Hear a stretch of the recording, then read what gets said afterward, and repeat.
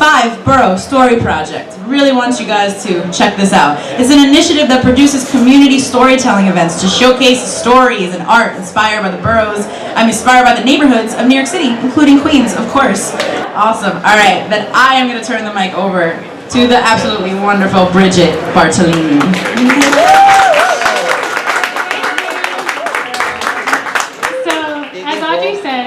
I founded the Five Boro Story Project, and we travel around throughout the 5 boroughs producing these events where people share stories, music, poetry, and art about their neighborhoods. And it's all about getting New Yorkers more connected to our neighbors and to the places where we live. So, today we're presenting Queens Vignettes. We're going to have 4 short stories and 1 song paying tribute to the glorious borough of Queens. And we're going to start with South Richmond Hill. Now, how many people have heard of South Richmond Hill? Okay, almost everybody, that's good. How many people here are from Richmond Hill? Oh, great! So we got some nice representation. People who know South Richmond Hill know that it is also known as Little Guyana. And they're usually surprised when I tell them that I am from South Richmond Hill. Because I'm not exactly what you picture when you think of Richmond Hill. But my family has actually been there for 3 generations. So long that they've seen the neighborhood go from German to Irish to Italian to Puerto Rican to Trinidadian and Guyanese. Yep, in there. And as Richmond Hill was in the process of becoming Little Guyana, a lot of the old-timers and the white families left. But some of us stayed. And for those of us who did, it was a glorious place to grow up. I'm talking a multicultural utopia. I was lucky enough to grow up eating not only my mama's pasta, but kimbap, flan, cornbread, and ras malai, not to mention corned beef every St. Patrick's Day. We grew up watching Bollywood movies, dancing to hip-hop, reggae, soca, and calypso in backyard parties. You know. Just from hanging out with my friends and sitting in their mother's kitchens, I learned so much about different cultures. Everything from why Muslim women wear hijab, to why my Chinese friends got red envelopes full of money in February, to why my Hindu friends light candles for Diwali. So without even leaving Richmond Hill, without straying far from Liberty Avenue, I became knowledgeable about different cultures of the world. But as worldly as I was in some ways, I was still very ignorant of lifestyles in other parts of my own city outside of Richmond Hill. And that changed when I started high school. I went to Stuyvesant High School, which is in Manhattan, and so I began commuting every day. I'd take the A train all the way from Lefferts Boulevard in Queens to Chambers Street in downtown Manhattan, and I entered another world. There were all kinds of resources at this school, which I was not familiar or accustomed to, like escalators and air conditioners in the school building. And I made friends with people from all over the city, even Staten Island. And my best friend was Candace, an African-American girl from Parkchester in the Bronx.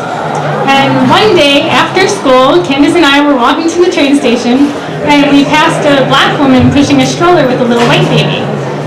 And I said, "Aw, Candace, look, that's going to be like you and me.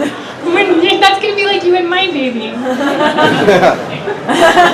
What did you say? What? I said that's going to be like you and my baby. Yeah. So Candace is even more pissed off now that I have repeated myself, and I have no idea why. So this exchange goes on, like, what? What? Until finally I'm like, "Candace, you know, we're going to need to help each other when we have babies. Everyone needs help with a baby." And Candace realizes that I don't know. And she explains that this woman is a nanny. See, we didn't have nannies in Richmond Hill. I had never seen a nanny before.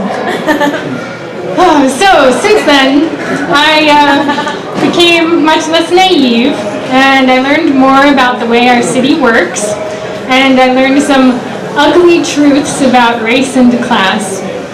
But one thing is for sure.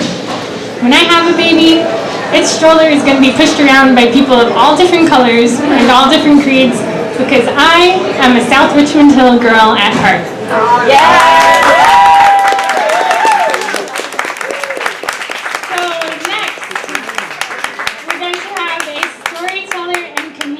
Angel Yau. She's from Queens. She has traveled all over and is now back home in Queens. Yeah. Please give it up for Angel.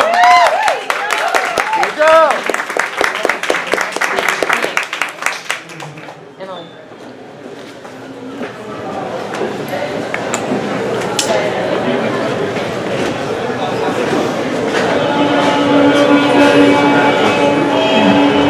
Hi everyone. Intro music for me.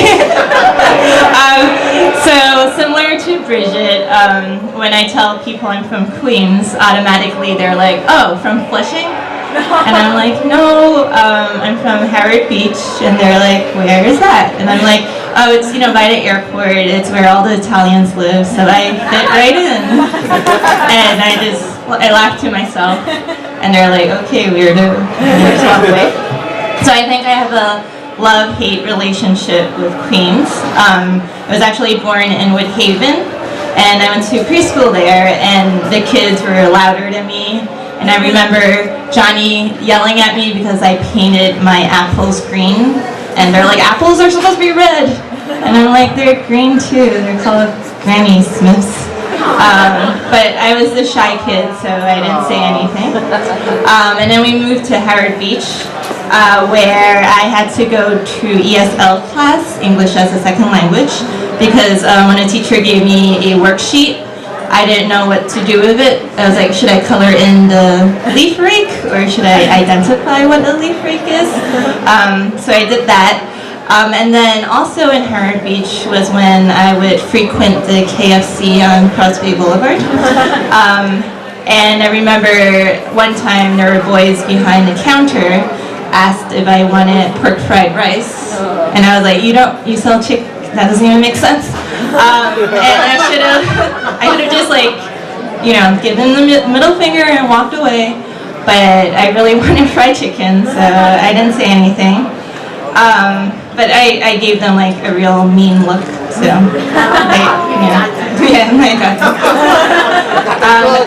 and then my parents thought I was going to lose my native tongue, so they sent me to Chinese school in Elmhurst, where I did horribly. I had to phonetically spell out the character so I could memorize it easy. There was one time I phonetically spelled sperm instead of silence, and so my English was horrible, but my Chinese was horribler. So then after that, I went to Ozone Park Junior High School 202, where I was in the talent art class, and I thought I was more mature than the other kids, because I asked the kid one day, have you ever wondered how many bristles are in a toothbrush, or how many tiles are in this gym floor right now?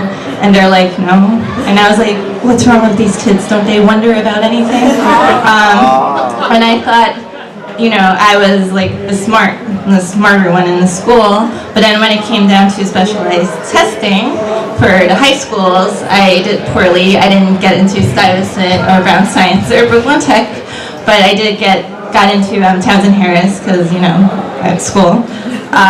But then in Townsend Harris, I was the dumbest kid there, so I did not fit in there at all.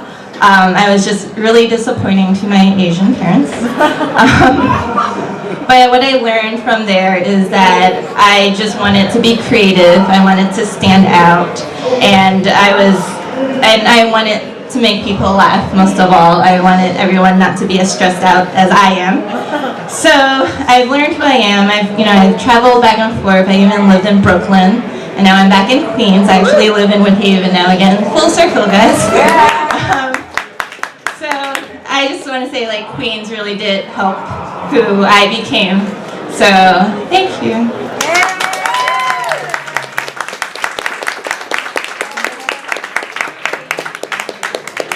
So you can see more of Angel at the Upright Citizens Brigade Theater. And she also works with Billy on the Street. And she has been in storytelling shows such as Mortified Storytelling. Next, we're going to have Barbara Aliprantis. No, I'm sorry, next is Stephanie. Okay. All right, Stephanie is a writer, an amazing poet. Today, she is sharing a story. She's a lifelong Flushing resident, and she still dreams of seeing the Mets win the World Series. Again. So, just as I am not a typical representative of Richmond Hill, Angel is not a typical representative of Howard Beach, Stephanie is not exactly what you would picture as your typical representative of Flushing. Let's hear it for Stephanie!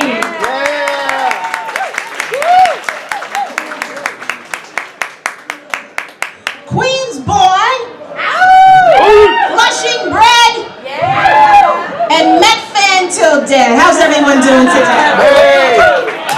I'm going to give you a piece of history from my existence on this planet called Queens.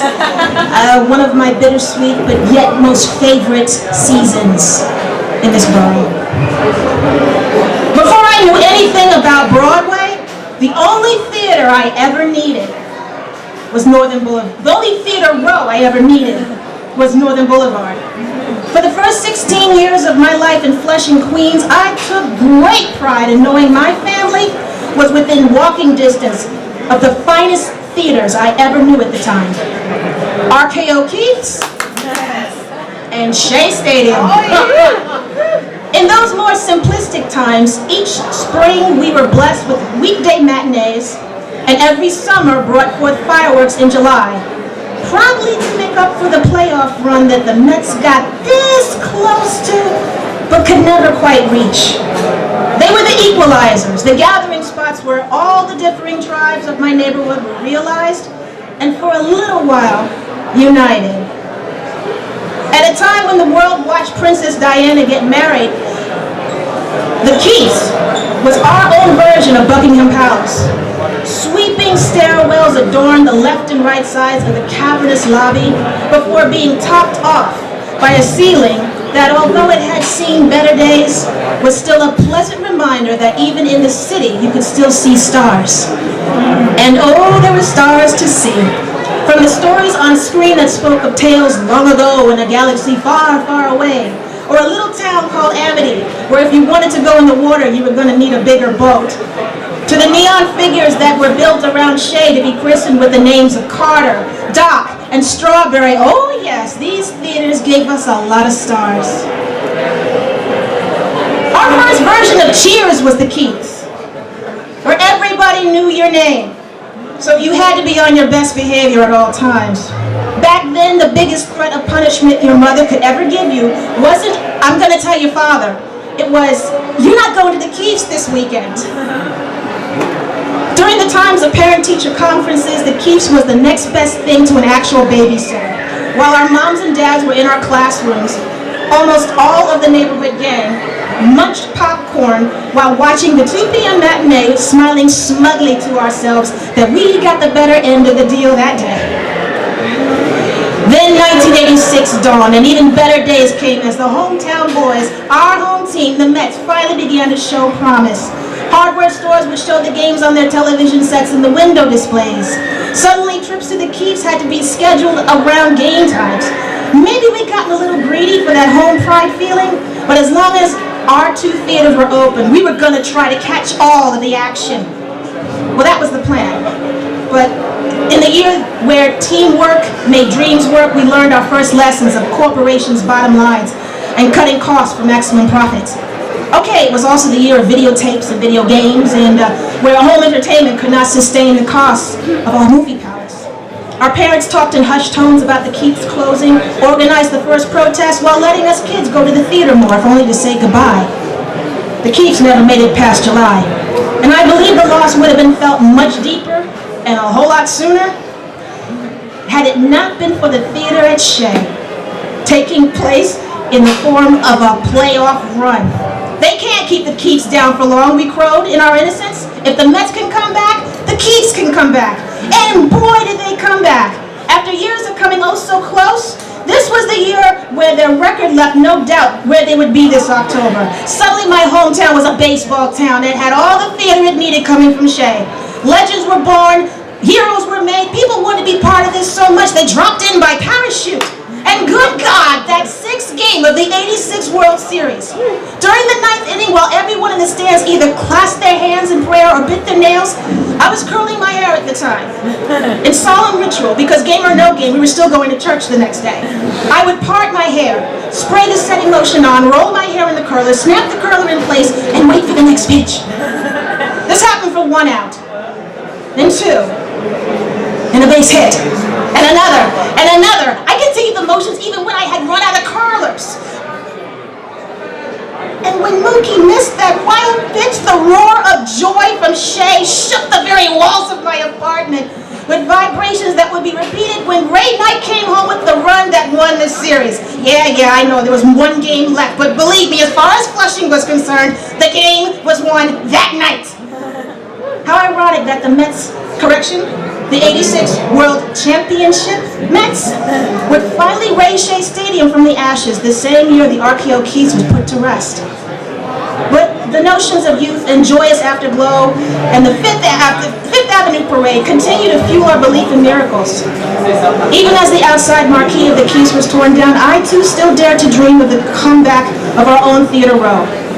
We lost the Keats, but were once again the hometown of a world championship team.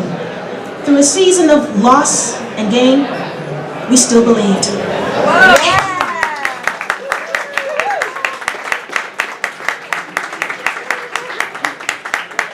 Stephanie was saying earlier how Citi Field will always be Shea Stadium to her. Our next storyteller is an award-winning Greek-American performer, nationally known for producing and performing in theaters, libraries, schools, community centers, all over. Barbara did not grow up in Queens. She came here. Okay, she's going to tell you about it. All right, let's give a nice warm welcome to Barbara Aliprantis.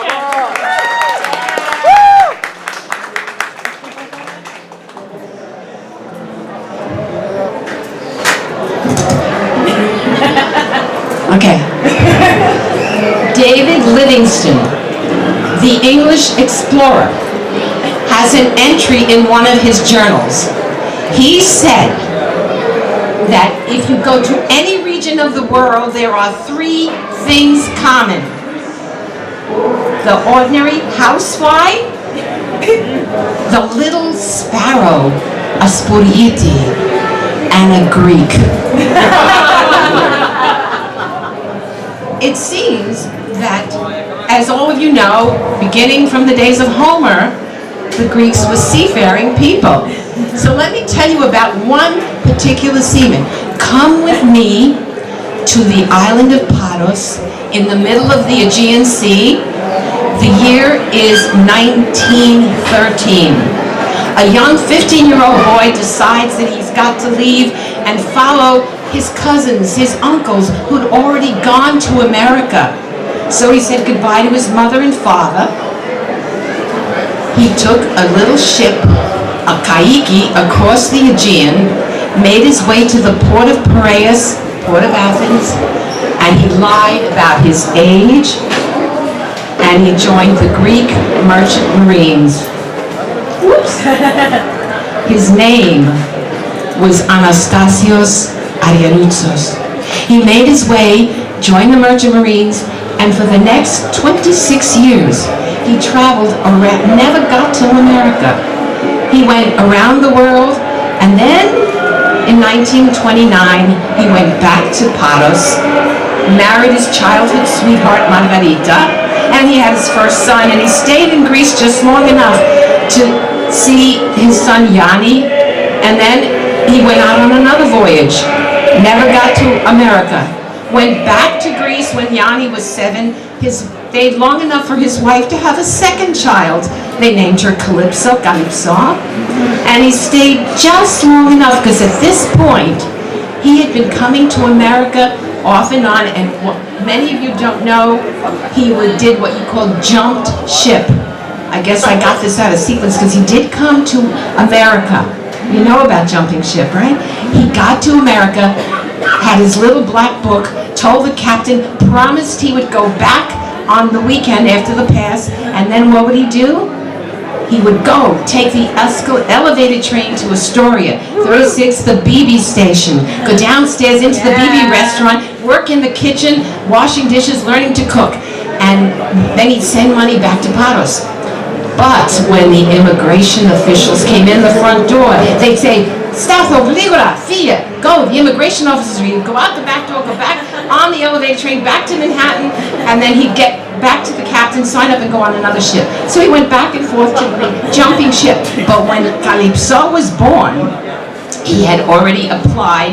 He had his cousins who owned the BB restaurant sponsor him, and he came legally, promising his wife Margarita, his son Yanni, his little Calypso, that he would call for them and send for them. But he didn't know that she was pregnant with another child. And I was 2.5 years old before I met my father.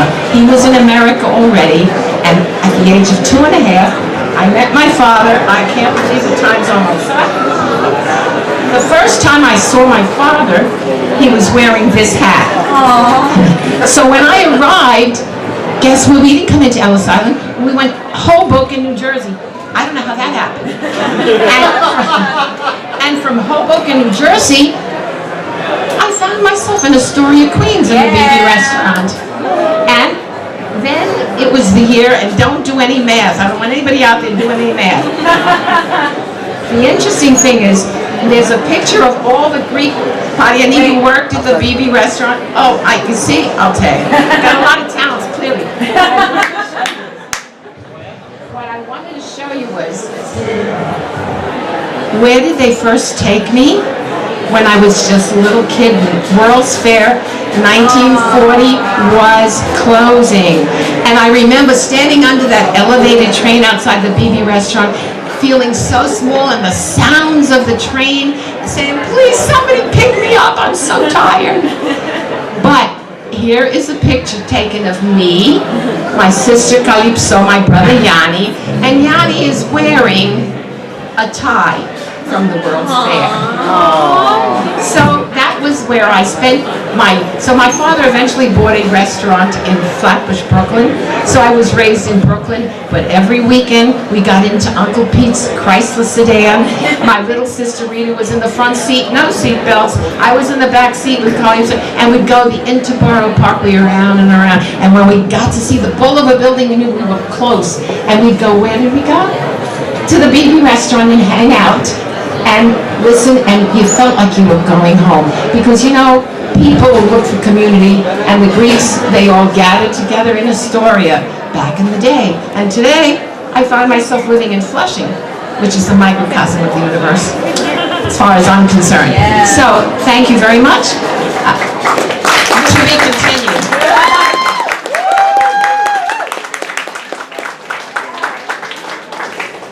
Thank you so much for sharing your story and family photos. Please give it up for Barbara. And to close out Queen's Vignettes, we're going to have a song performed by Danon Singh. He is a hip-hop artist and one half of the duo Up a Notch from East Elmhurst, Queens. And Danon actually walked to the museum today. He just walked here from home. Dedication. Please give it up for Danon! That's what I like to hear. That's my Barry White voice. We need a little bit of energy, so before I start, can I get a yeah? All right, so first generation American, father from Trinidad, mother from Guyana, as you can see from the flags. So immigration is a big issue that we're dealing with right now. So before I go into my little ditty bop, I'll just like to spit a little something for you guys so you can get where I'm coming from. This is for my cousin who actually was deported not too long ago. Since Adam bit New York, this place been rotten. The government got Alzheimer's, we been forgotten.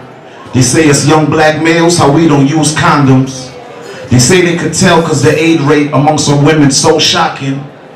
Some look at themselves and feel like death's the only option. Only thing keeping them in is they think that suicide's a sin. So they smoke and drink until they can no longer think. Until dreams remain dreams and reality comes extinct. Never thought that this ship could sink, but to them it wasn't afloat. Born broke, it's hard to swim when your folks will shackle the boats. That's why we pass our children smoking, our kids pass niggas dope. The pigs passing through the system and take their right to vote. Disenfranchised, but still and all had a chance where they spoke. Where they asked the judge if God could forgive us, how come you won't? Round here, fiends don't drink too much Pepsi, they rather Coke. Round here, fiends don't drink too much Pepsi, they rather Coke. Again, to some vibes, yo. Shout out to Trinidad, shout out to Guyana. Tune! This jet plane to Queens, to everyone who got deported and they're coming back. Throw your flag in the air, your finger in the air or something. Throw your finger in the air, your flag or whatever. You ready? I broke bread with ravens, suggest to West Craven, a nightmare in the son of vacation. Had a drink with Lady Liberty, lit a spliff on a torch. First statue was black, it couldn't stand in New York. It was a statue of an ex-slave. We moved to the next day, drinking Johnny Walker Black, no Pepsi, I'm off the hook. Only take jobs that's off the books. Ain't the beat, hope there's more to cook. Don't let down, no Republican, like the leprechaun in a bar. He ain't say shit about the rainbow, we drink and smoke cigars. He said, Douglas, you need I said, but don't make your eyes and pass me on payday. Family, the man of the house, never sleep on the couch. A man is a man, not a man or mouse. Fuck it, I'm going back to Queens. I'm going back to Queens, take that jet plane to Queens. I'm going back to Queens, take that jet plane. I'm going back to Queens, take that jet plane. I'm going back to Queens, take that jet plane. I'm going back to plane, boy, I swim back to Queens. There's a dollar Yankee, you don't know we vibes, you should just rhyme. I'm going back, they don't know it's my time. I was put into shine, send me back on a flight. I'm going back, it don't matter my accent, my flow is new fashion. Hush your mouth and keep dancing. I'm going back to the borough of Queens, where I started my dreams. Watch me mash up the scene. I'm going back, where we going back to? We going back to we going back to we going back to we going back to we going back to we going back to Queens. Tuxedos and bow ties, Hennessy and whole fries, right around the plane and paper plane. Hope I don't die with no pilot. Lobby of the higher cause the riot, superhero shit. Stare at the sun and change the climate. I'm a pirate, no Caribbean. Queens with a lady friend. Chinese fries fill the ketchup on my Timberlands. Fuck Zimmerman from the place they try to murder Malcolm in, where Eric Holder's residence. Queens, everybody represent. Say Queens when I say Queens. Queen, Queen. When I say Queens, y'all say Queens and go Queen. Queen. Wave your flag. Thank y'all. Shout out to Bridget, man. Uncle Paul too. You've got to love any song that says Queens that many times. Let's hear it one more time for Danon Singh.